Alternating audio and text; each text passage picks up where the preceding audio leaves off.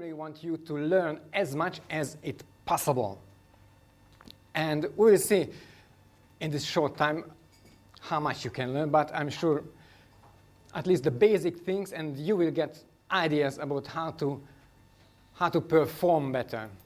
And when I say perform, I mean this, because I think presentation or running trainings or lectures all are kind of performance. You are here in front of the audience and you're performing.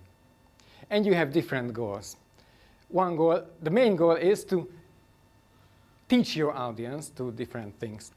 But also important, as I believe, to entertain them at the same time because of two reasons. One reason, then they won't fall asleep. The other reason is much easier to learn when you are entertained, when you are laughing and smiling. And a very important question is how to start a presentation. Have you ever thought about that? How should I start it? We saw one example at the morning. That example was a very gentle version of the US style presentation start. I call it opening gambit. That's supposed to be the US style or rock style presentation. And you know what I'm talking about. Well, especially the people from the state like that.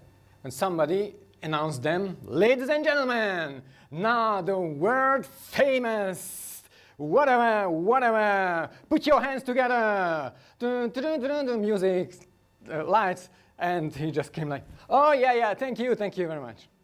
You know, that's the rock star or US style starting gambit. And how to start is very important. I'm just saying again. Another style is Cipolla. Do you know who Cipolla is? Cipolla is from the novel of Thomas Mann, the Mario and the Wizard.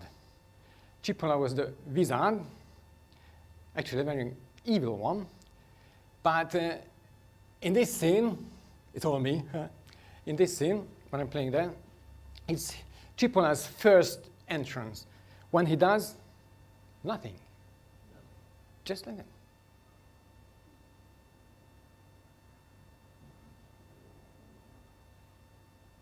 It can be a very powerful start for a workshop or a presentation, especially when people are not settled down yet. So you just come to the stage, just focus, collect yourself, and just and make eye contact. And you will be able to make eye contact with more and more people, and they will just focus on you, and you can start your presentation. Another kind is the spontaneity. I put this picture on because I think it's a cool picture, and it shows to be spontaneous need a lot of setup before. So you have to be ready to be spontaneous. Really. So a start, and I did a kind of spontaneous start just now, but an even better one would be, and it's the best when people are just coming in. So you are the first in the room, and people coming in, you're just sitting or standing, and just pretending to sit on the table, and start to talk. How are you today? No, you come here.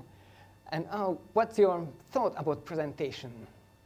Have you ever done some presentation? And when people are coming in, more and more people will be involved, and it's a very smooth journey from the one-on-one conversation when I'm starting to talk to everyone, and nobody would recognize when I was talking privately and when I started to talk to everyone. And you already have started, and you're already involved in it.